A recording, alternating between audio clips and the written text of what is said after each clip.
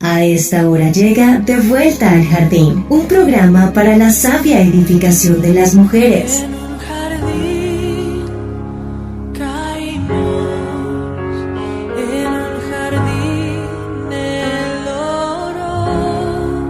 De Vuelta al Jardín. De Vuelta al Jardín. Un programa producido por el Ministerio Los del Camino. La cruz, el puente fue para poder entrar de vuelta al jardín una vez más. De Vuelta al Jardín. De Vuelta al Jardín. Un programa producido por el Ministerio Los del Camino. De vuelta al jardín de la gracia de nuestro Dios. En un jardín caímos, en un jardín del oro. No mi voluntad, sino la tuya, oh Dios. Mujeres sabias. Sabias. Mujeres con gracia. Con gracia. Él llevó para hacerme como Él y atravesar el velo y su rostro ver. De vuelta al jardín. Bienvenidas. La cruz, el puente fue para poder entrar de vuelta al jardín una vez más.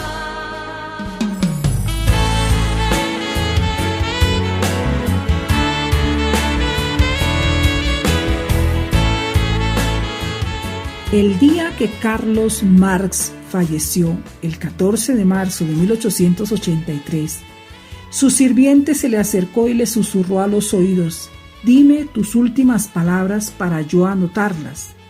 A lo que Marx le contestó: «Márchate, fuera. Eso de últimas palabras es para los tontos que no han dicho lo suficiente». Estaba de mal genio aquel genio, ¿no? De verdad. Barnum, fundador del gran circo que lleva su nombre, dijo en sus últimos minutos en el lecho de muerte: ¿cuántas fueron las entradas de hoy? Imagínatelo, contando monedas a las puertas de la eternidad. ¡Qué ridículo! El gran predicador evangelista Carlos Spurgeon dijo antes de despedirse de este mundo y sus seres queridos: «Jesús murió por mí». Juan Wesley, fundador del movimiento evangélico metodista, exclamó mientras expiraba: «Lo mejor de todo es que Dios está con nosotros». De alguna manera, amadas mías, las palabras finales a las puertas de lo eterno marcan el calibre y la filosofía de vida del hombre. Jesús exclamó agonizando en la cruz del Calvario: «Padre, perdónalos, porque no saben lo que hacen». Podría haberle dicho: «Padre, júzgalos, venga mi honor», pero dejó ver ante aquellos espectadores el amor que impulsó su vida entera. Qué triste es el caso de aquellos que durante su vida han forjado un carácter y conducta enajenada del estilo de vida que Dios propone, un perfil amargo y un residuo de rencor hacia la vida, las personas y Dios. Solo aquellos que viven y disfrutan de su amor podrán acabar su carrera con gozo y dejar un legado de optimismo y servicio hacia aquellos que les recuerden. Amadas mías, cuando tú naciste, tú llorabas y todos reían. Vive tu vida de tal manera que cuando tú mueras, todos te lloren y tú sonrías. Bienvenidas a De Vuelta al Jardín. De vuelta al jardín. Aquí estamos, amadas mías, una vez más en De Vuelta al Jardín. Este programa es producido por el Ministerio Los del Camino para la sabia edificación de las mujeres. Y hemos venido hablando desde el primer programa del diseño que Dios hizo perfecto y maravilloso para el mundo, y llegamos a hablar de cómo sanar las heridas de nuestro corazón, cómo limpiar el terreno de nuestro corazón para proceder después a sembrar las flores y los frutos de una vida guardada en Cristo. Y estábamos hablando la vez pasada, empezamos a hablar acerca del perdón, de cómo sanar esas heridas que tenemos en nuestro corazón, y hemos hablado que hay un camino para esa restauración de las heridas del corazón. Y el primer paso es que invitamos al Señor Jesús a que Él venga y tome esas heridas y Él sea quien las vende y las sane. Y también hablamos después de que había que caminar, que atravesar el valle de lágrimas y vivir esa experiencia de experimentar el dolor por lo que nos hicieron, y darle rienda suelta a nuestro dolor y desahogarnos haciéndolo todo en la presencia del Señor, para que nosotras logremos alcanzar libertad, paz, restauración, tranquilidad, pero también experimentar el amor de Dios, porque la palabra de Dios dice que al que mucho se le perdona, mucho ama. Y de esto vamos a estar hablando, y vamos a seguir hablando otros programas más acerca del perdón. Pero hoy vamos a hablar de lo que está escrito en la carta a los Colosenses en el capítulo 3, versículos 12 y 13, que dicen: vestíos pues como escogidos de Dios, santos y amados, de entrañable misericordia, de benignidad, de humildad, de mansedumbre, de paciencia, soportándoos unos a otros y perdonándoos unos a otros si alguno tuviere queja contra otro. De la manera que Cristo os perdonó, así también hacedlo vosotros. En esta porción de la Biblia, el apóstol Pablo concluye que los que están revestidos del nuevo hombre son aquellos que se han ido renovando en el conocimiento de Dios. Y Él los invita a vestirse de las cualidades que en el hombre nuevo se deben manifestar. Y entonces Él empieza diciendo con un imperativo: vestidos como escogidos de Dios, santos y amados. Pablo habla de que había que vestirse como escogido de Dios. Quiere decir que si yo soy un escogido de Dios, yo tengo que vestirme de una manera porque he sido revestido de una manera. Y esa manera en la que yo he sido revestido quiere decir que yo me despojé del viejo hombre con sus hechos y me revestí del nuevo, el cual, dice la palabra en el versículo 10 de Colosenses 3, el cual conforme a la imagen del que lo creó, se va renovando hasta el conocimiento pleno. Es decir, que nosotros nos revestimos para llegar a ser no solamente hechos a imagen, sino a semejanza de Dios. De eso es lo que está hablando Pablo. Y Pablo habla de esos escogidos para referirse que en el mundo hay personas, esas, las que se han revestido del nuevo hombre. Esos son los elegidos de Dios. Y esas personas que están en el mundo y que han sido escogidas de Dios, tiene Dios la vista puesta en ellas, en esos elegidos, para preservarlos y protegerlos en medio de los problemas y de la oposición que encuentren en este mundo.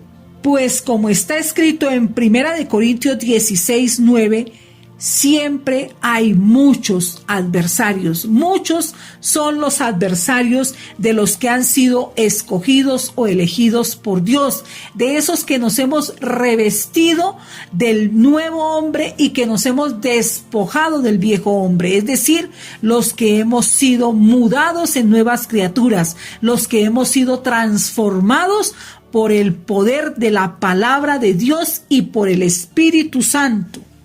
Como también lo dice Romanos 8:33, que también habla de esos elegidos para decir que nadie puede presentar un recurso de acusación contra esos elegidos, pues Dios mismo es el que pronuncia la sentencia de absolución a favor de esos escogidos. Como dice la Escritura en Romanos 8:33, ¿quién acusará a los escogidos de Dios? Dios es el que justifica. Parafraseando un poco esta porción bíblica, es como si dijera: Dios nos constituye justos y por ello podemos retar a todos los que nos acusan a que vengan a presentar cargos contra nosotros, porque todas esas cargas han sido descargadas por Cristo en el Calvario, en nuestro lugar y a nuestro favor. Eso nos hace sus escogidos. Pero esos escogidos, dice Pablo, tienen unas características: son santos y son amados. Es decir, ellos son santos porque son separados por Dios para Dios, como el pueblo de su propiedad, y somos amados porque hemos sido hechos propósito especial del amor de Dios. En este amor que Dios le tiene a sus escogidos, es el que nos obliga a amar, a soportar y a perdonar mutuamente. Es decir, los que han sido escogidos son los que se han revestido, y esos que se han revestido son santos y amados que se visten de unas características que hacen posible que puedan amar, soportar y perdonar a otros. Y Pablo dice, al señalar algunas características de estos santos y amados y escogidos, él dice que lo primero es que tienen disposición desde las entrañas a compadecerse de los sufrimientos, pero sobre todo de las miserias ajenas. Es por ese amor que el Espíritu Santo derrama en nosotros, que es el amor de Dios derramado en nuestros corazones, que nosotros logramos amar y compadecernos de los sufrimientos ajenos, pero sobre todo de las miserias ajenas. Así nos hieran y nos lastimen, somos amables y estamos muy dispuestos a perdonar y a reconciliarnos. Esa es una práctica permanente entre nosotros cuando hemos sido revestidos, cuando hemos sido transformados, cuando somos nuevas criaturas en Cristo. Entonces, además de eso, somos benignos. Y Pablo está hablando de que somos benignos, y esa palabra viene del griego krestotes, que significa raíz, que significa útil, servicial. Es la bondad práctica que se ejercita en el trato con las demás personas, incluso con los más necesitados, con los pobres, con los enfermos, con los niños. Entonces desarrollamos una compasión, un servicio, somos útiles a ellos, nos sacrificamos por ellos, como lo dice la palabra. Entonces nosotros estamos entendiendo de qué es lo que está hablando Pablo. Y Pablo está diciendo que para llegar al perdón genuino, que para llegar a experimentar y a practicar el perdón de acuerdo al diseño divino, de acuerdo a las características que Dios le ha dado, tenemos que haber sido revestidos, es decir, nos hemos despojado del viejo hombre con sus vicios, nos hemos vestido del nuevo hombre, y ese nuevo hombre ha sido escogido y es un santo, es un amado que practica la benignidad, pero que también hace otras cosas. De vuelta al jardín. ¿Qué características tienen esas personas que son capaces de experimentar y de practicar el perdón conforme al diseño divino?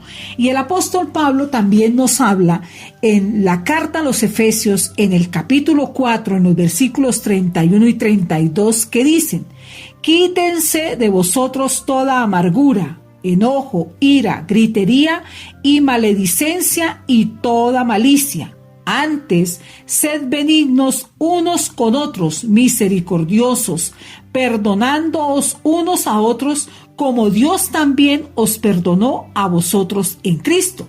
Esta escritura, sobre todo el último versículo, se parece mucho. Es muy coincidente con lo que está escrito en Colosenses capítulo 3, versículo 13, del que hemos venido hablando y con el que iniciamos nuestro programa.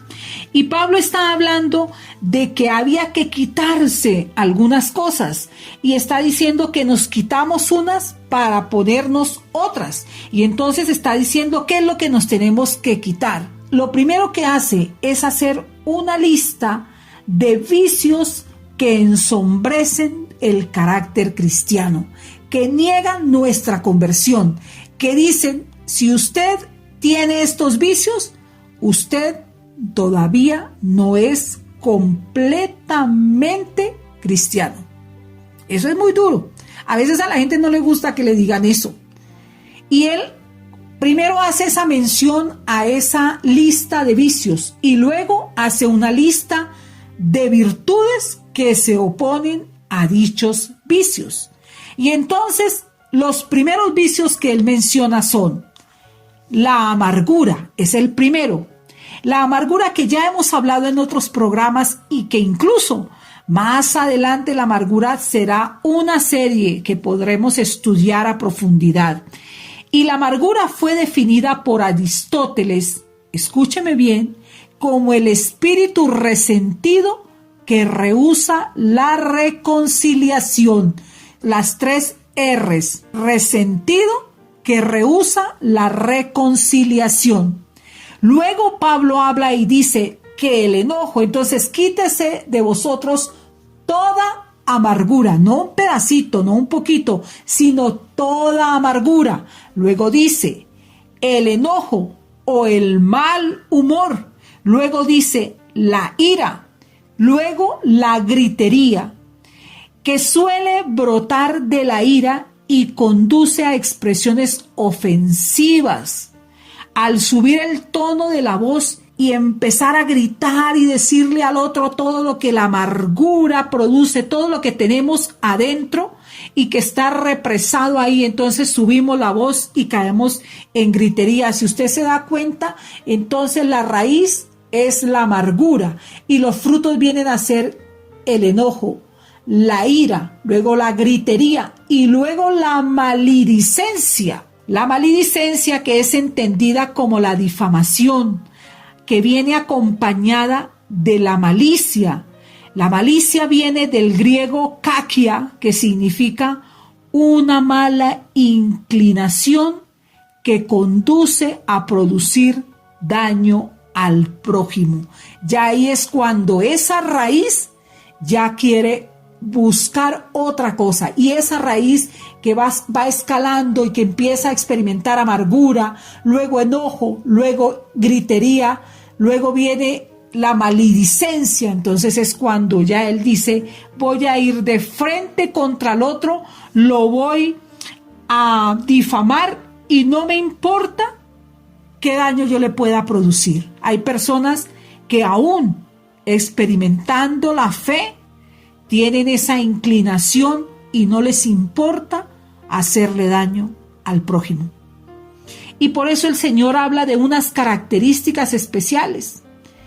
Luego Pablo entonces contrapone y dice que en lugar de nosotros experimentar la amargura, el enojo, la ira, la gritería y la maledicencia y toda malicia, entonces dice que tenemos antes que ser benignos unos con otros, porque entonces la malicia que hemos hablado, que significa una mala inclinación a producir al otro daño, que queremos hacerle daño por lo que nos hizo o porque sencillamente no nos gusta, viene a contraponerse a eso la benignidad. Y la benignidad, amadas mías, es un fruto del Espíritu que está descrito en Gálatas 5:22 como uno de los 3 frutos que debemos desarrollar hacia nuestro prójimo, porque los primeros 3 frutos son los que tenemos que desarrollar hacia Dios, que es el amor, la paz y el gozo, y los 3 últimos frutos somos los que tenemos que desarrollar hacia nosotros mismos, y están los que están en la mitad, que son los que debemos desarrollar a favor de nuestro prójimo, y que son la longanimidad o esa anchura de ánimo, la benignidad, que es donde nosotros decidimos tener esa inclinación del creyente a comportarse de forma amable y servicial. Y está también la bondad, que es la nobleza de carácter, es la característica de una persona que es justa y amorosa. Pablo también menciona la misericordia o esa compasión especial, y habla que una persona que es misericordiosa o compasiva es aquella que tiene unas tiernas entrañas. Vamos a dejar este programa aquí porque lo que viene también es supremamente fascinante. Amadas mías, estamos hablando del diseño que Dios hizo para el perdón. El perdón tiene unas características y vamos a seguirlas desarrollando en nuestra próxima edición. Que el Señor las bendiga y nos permita desarrollar el perdón a la manera de Dios. Bendiciones para todas. Finaliza De Vuelta al Jardín. Nos encontraremos en una nueva emisión. De Vuelta al Jardín, en Camino Estéreo.